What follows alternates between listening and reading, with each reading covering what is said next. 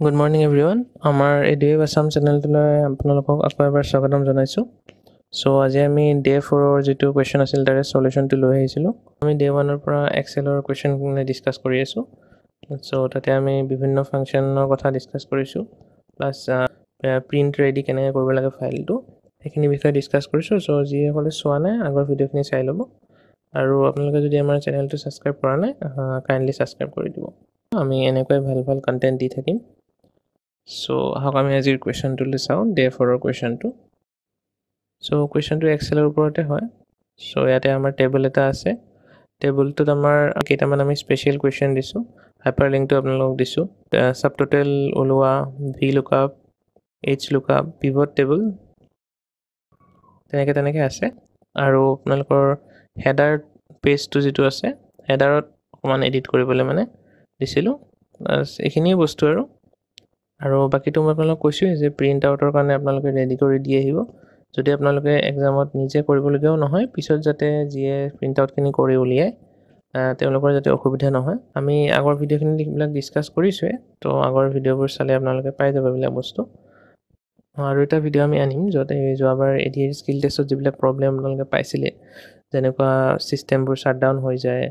Plus peripheral যিবিলাক device থাকে সেইবোৰত প্ৰব্লেম দিয়ে, প্ৰিণ্টিঙত প্ৰব্লেম পাইছিলে। এইবিলাক একেলগে আমি ডিছকাছ কৰিম। আহক আজিৰ কুৱেশ্যনটোলৈ আকৌ আমি ঘূৰি আহোঁ। আমাৰ ডে 4ৰ কুৱেশ্যনটো অলপমান লেংদি হয় কাৰণে মই অলৰেডি সলিউশ্যনটো আমি বনাই থৈছোঁ। আপোনালোকক য'ত আপোনালোকৰ প্ৰব্লেম পায় বা যিবোৰ মেইন পইণ্ট আছে মই আপোনালোকক এক্সপ্লেইন কৰি দিম। প্ৰথম কুৱেশ্যনটো আপোনালোকৰ আছিলে যে আমি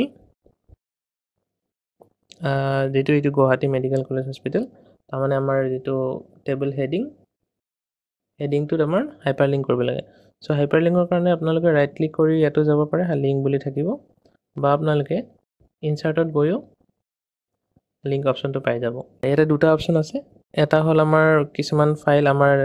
ছিষ্টেমটোত যিবিলাক ফাইল আছে সেইবিলাক লিংক কৰা, বা আমাৰ ৱেব পেজ লিংক কৰা, যে আমি তাতে ক্লিক কৰিলে সেই ফাইলটো খোল খাব। আৰু ছেকেণ্ডটো হ'ল প্লেচ ইন দিছ ডকুমেণ্ট। সেইটোকে আমি হাইপাৰ লিংক বুলি কয়। আমি ইয়াতে কুৱেশ্যনটো মতে এটা দেখাই দিছোঁ। আমাৰ এইটো আমি লিংক কৰি দিলোঁ। তাৰপিছত আমাৰ আৰু কিছুমান দিয়া আছে, আৰু আমাৰ যিখিনি ইনষ্ট্ৰাকশ্যন আছে তাতে বোল্ড, ইটালিচাইজ কৰিব লাগে, সেইখিনি আমি কৰি দিম। 14 যিটো আমাৰ ফণ্ট সেইটো কৰি দিম।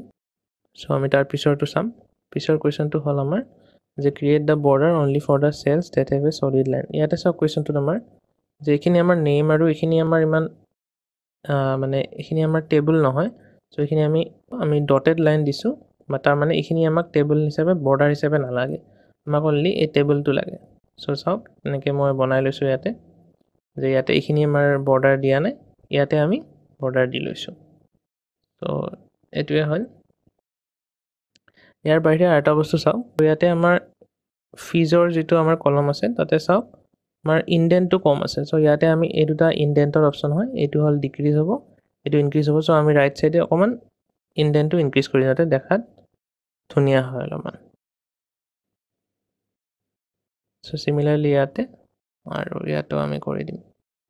এইবোৰ বস্তু আপোনালোকে মন কৰিব। এইবিলাক মানে কিছুমান বস্তুত আপোনালোকৰ মানে কৈ দিয়া নাথাকে, বাট এইবিলাকৰ ওপৰত চকু পৰে, ফৰ্মেটিং কেনেকৈ কৰিছে সেইবিলাকৰ ওপৰত। এইবিলাক চাব। বাকী আমাৰ এনেকৈ নালাগে, এইকেইটা নাম্বাৰ কাৰণে বা এমাউণ্ট কাৰণে আমাৰ নিউমেৰিকেল ভেলু কাৰণে আমাৰ এনেকৈ কৰিলে অলপ দেখিবলৈ ধুনীয়া লাগে। নেক্সট কুৱেশ্যনটো আছে আমাৰ যে calculate the number of days discharge ডেটৰ পৰা এডমিশ্যন ডেট মাইনাছ কৰিম, তাতে +1 কৰিম। আমাৰ ইয়াতে কি হ'ব,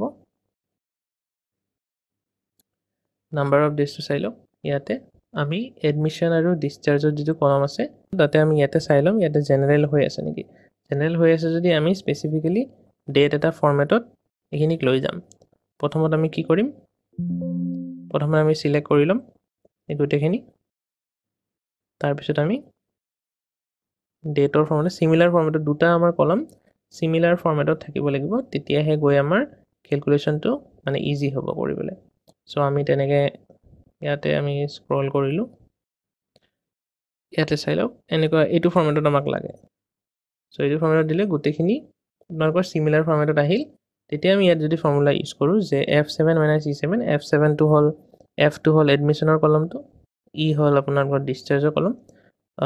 তো আমি এই দুটা যদি মাইনাছ কৰি দিওঁ চ' আমাক নাম্বাৰ অফ ডেজটো ইয়াতে ওলাই যাব নাম্বাৰ অফ ডেজটো হ'ল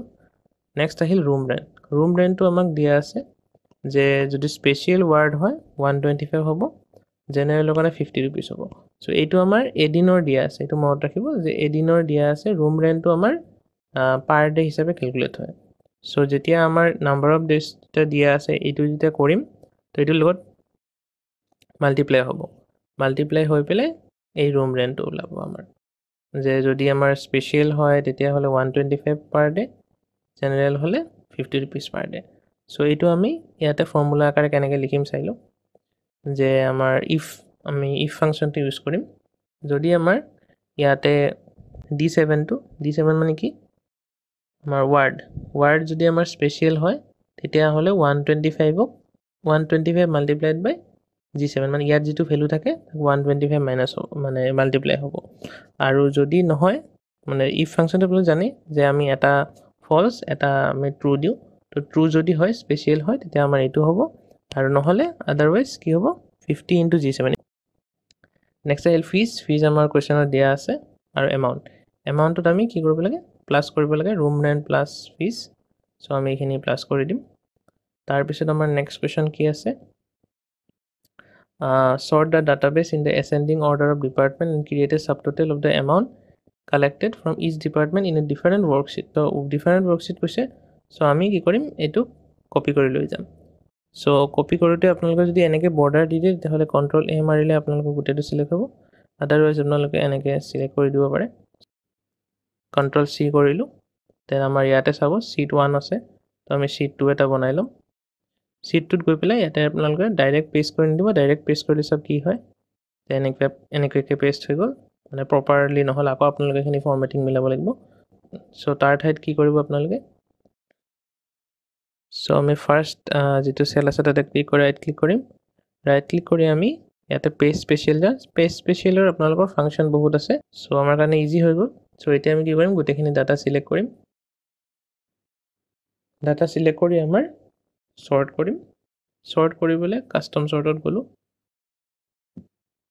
ধৰি লওক আমাৰ কি চৰ্ট কৰিব লাগে আমি পেচেণ্ট ID হিচাপে আমি চৰ্ট কৰিম চ' পেচেণ্ট ID নহয় আমাক এটা কি চৰ্ট কৰিব দিছে ডিপাৰ্টমেণ্ট ৱাইজ চ' আমি ডিপাৰ্টমেণ্ট ৱাইজ এটা ডিপাৰ্টমেণ্টটো চিলেক্ট কৰিম চৰ্ট বাই ডিপাৰ্টমেণ্ট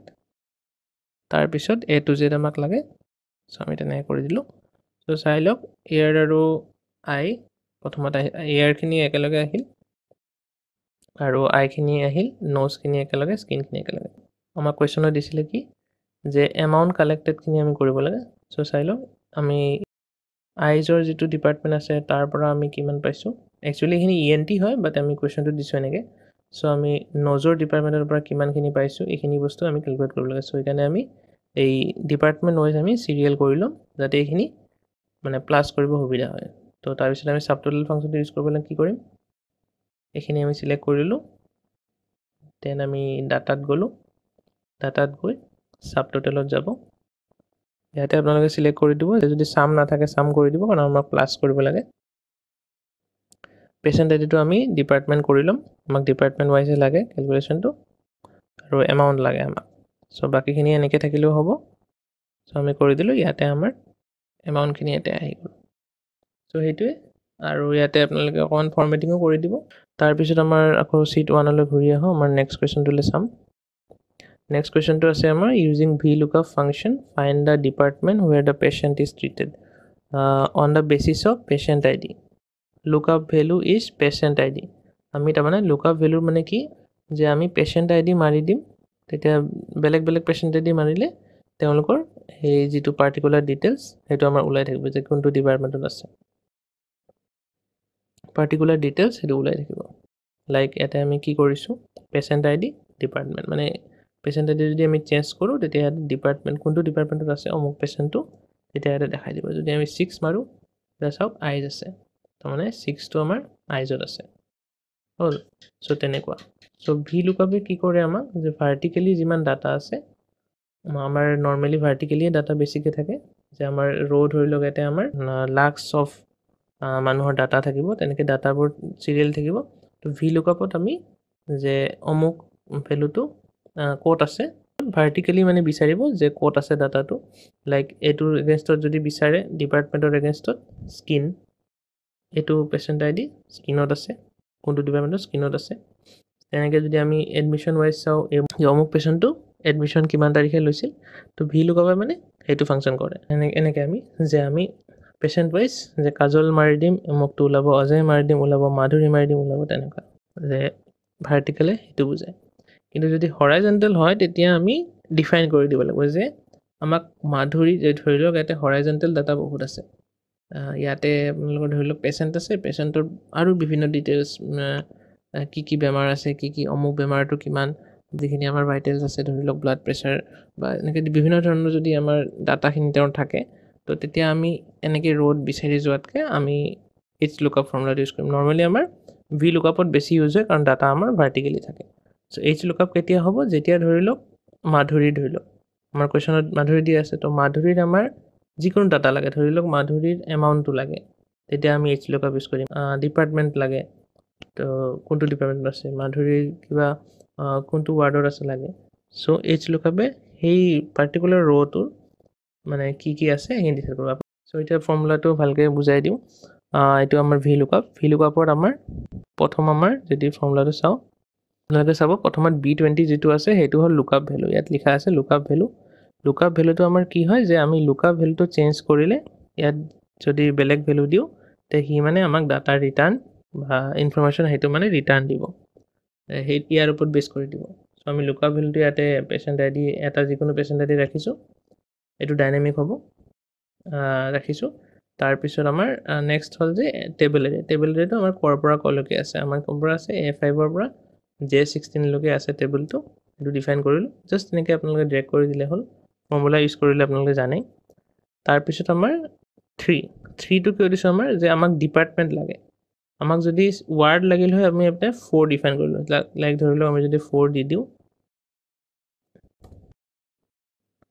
তেতিয়া আমাৰ ৱাৰ্ডটো আহিছে যে এই 6ৰ ES1006ৰ আমাৰ হেৰিটো কি ৱাৰ্ডটো কি জেনেৰেল আহিছে আমাক ৱাৰ্ডটোতো নালাগে আমাক লাগে যে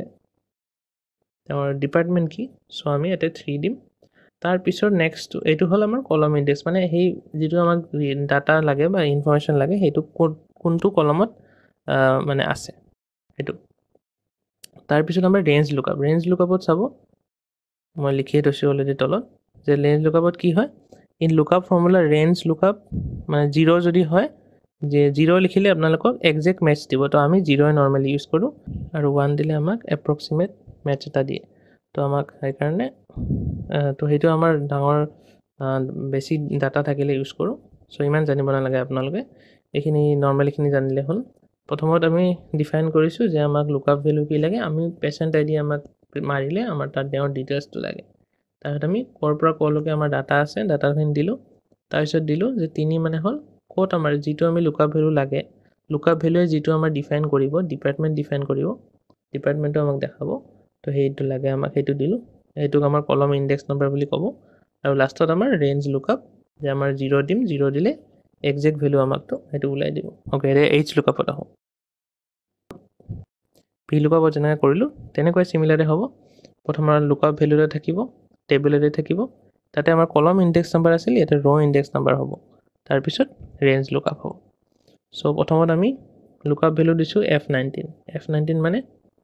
এইটো F এইটো 19 আমি ইয়াতে নাম্বাৰ অফ ডেজটো আমাৰ ইয়াতে লুকআপ ভেলু হয় নাম্বাৰ অফ ডেজটো আমাৰ চেঞ্জ হয় ডাইনামিক হ'ব বস্তুটো এইটো চেঞ্জ কৰিলে ইয়াতে আমি যদি বেলেগ এটা হেডিং দিওঁ তেতিয়া সেইটো ডাটা ইয়াতে দেখাব অ'কে লুকআপ ভেলু এইটো তাৰপিছত মানে যিটো এৰে বিচাৰিছে টেবুল এৰে সেইটোতো আমি জানোৱেই যে যিখিনি আমাক লাগে সেইখিনি কৰিলে হ'ল ইয়াতে অ'কে এইটো মোৰ অকণমান মিষ্টেক হৈ আছে টেবুল এৰেটো 16 হ'ব অ'কে তাৰপিছত আমাৰ যিটো মাধুৰীৰ ডাটা লাগে আমাক কুৱেশ্যনটোত মাধুৰীৰ ডাটা দিয়া আছে চ' আমি মাধুৰীৰ ৱাইজ সেই ডাটাটো চাম তো ৱাইজ প্ৰথমত আমাৰ আমি ধৰি লওক কুৱেশ্যনটো নাম্বাৰ অফ ডেজ দিছোঁ চ' আমি 9 মাধুৰী কেই নম্বৰ ৰ'ত আছে চাব এনেতো আমাৰ এইটো চাব গ'লে মাধুৰী কেই নম্বৰ ৰ'ত আছে 9th ৰ'ত আছে চ' চাব আপোনালোকে যদি আপোনালোকে A6 তাৰমানে যদি আপোনালোকে ইয়াৰ পৰা ডিফাইন কৰে A6ৰ পৰা ডিফাইন কৰিছে চাওক মাধুৰীৰ ভেলুটো আমাৰ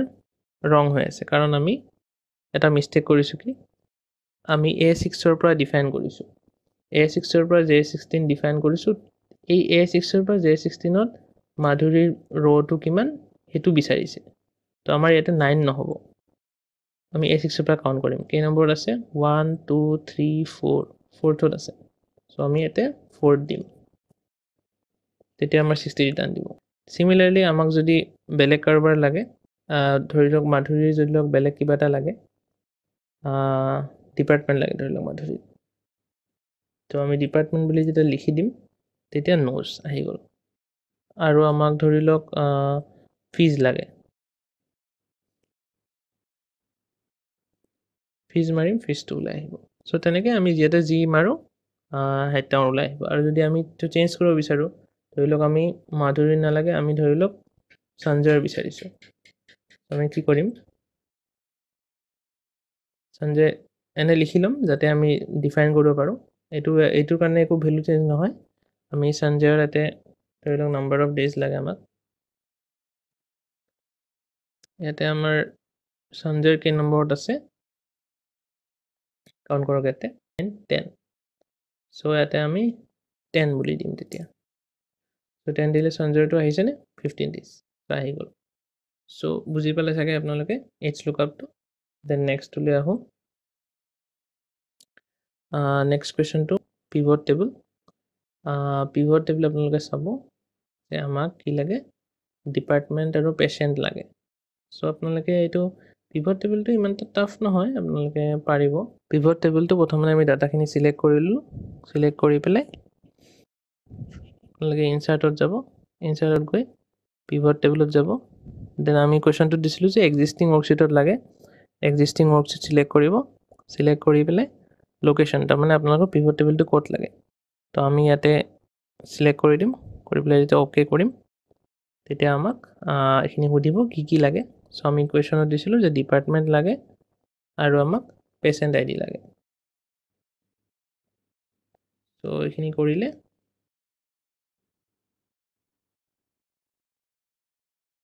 সো চাওক আহি গৈছে আপোনালোকৰ বাট আমাক এনেকুৱা ভিউ নালাগে আমাক অলপ চিজিলকৈ লাগে বস্তুখিনি সো ডিজাইনত যাব ডিজাইনত গৈ আপোনালোকে টেবুলাৰ ফৰ্মত যাব টেবুলাৰ ফৰ্মত গ'লে এনেকৈ আহিব অ'কে আমি পেচেণ্ট আইডি চিলেক্ট কৰোঁ নেকি মোক পেচেণ্টহে লাগিছিলে অ'কে সো এইটো টেবুলাৰ ফৰ্মত আহিল তাৰপিছত আপোনালোকে গ্ৰেণ্ড টোটেল ধৰি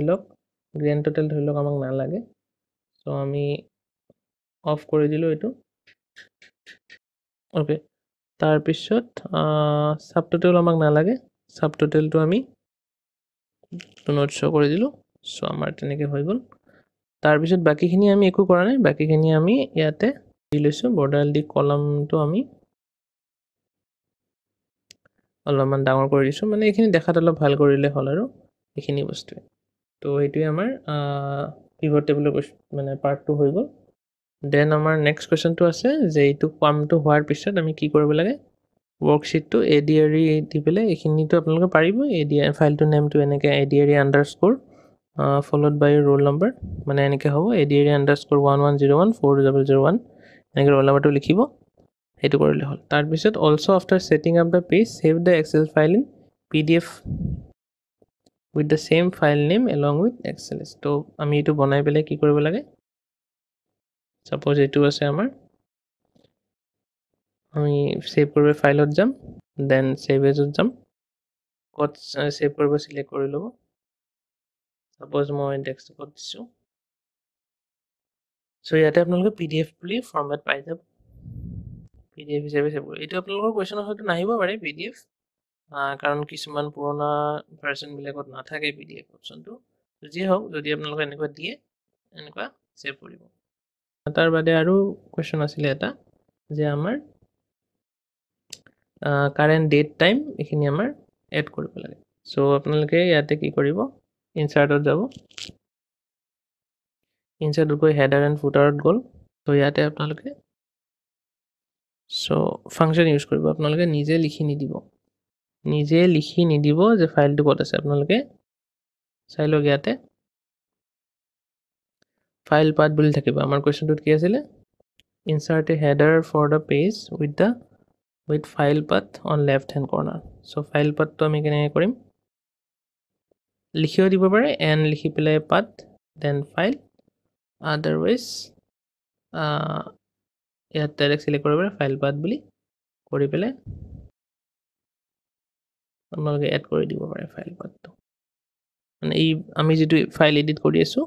সো সেই ফাইলটো তাৰমানে কোড থাকিব হেতু বস্তু আৰু ইফালে আমাৰ টাইম মেন হেৰি আছে ইয়াত আপোনালোকে অপচন পাই যাব যে কাৰেন্ট টাইম কাৰেন্ট ডেট বা ইয়াতে নিজে লিখি দিব পাৰে আপোনালোকে ফৰ্মুলাটো and date and third bracket date and third bracket time মাজত স্পেস দিব নহলে এই স্পেসটো নাহিব ইয়াতটো আমাৰ অকল ফাইল পাথটোহে নেম এটা নেম হে আছে সো এটোটো হৈ যাব বাট ইয়াত আপোনালোকে এটা স্পেস দি দিব তাৰ পিছৰ আমাৰ কিবা আছে নে আৰু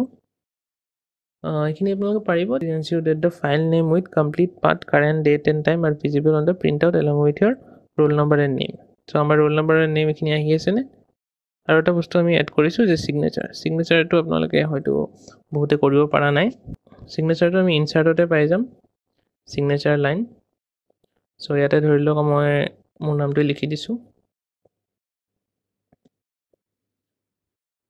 তাৰ পিছত এটা আপুনি ডেজিগনেশ্যন দিব পাৰে কিবা যদি দিয়ে যদি কোৱেশ্চনত থাকে আদাৰৱাইজ যদি অকল সাইন কৰা কথা কয় এনেকে দিব আৰু যদি হ্যান্ড ৰিটেন সাইন হয় তেতিয়া আপোনালোকে ইয়াত চাওক ইয়াতে আপোনালোকে হ্যান্ড ৰিটেন সাইন লিখি দিব পাৰিব সাপোজ মই ট্ৰাই কৰি চাও সাপোজ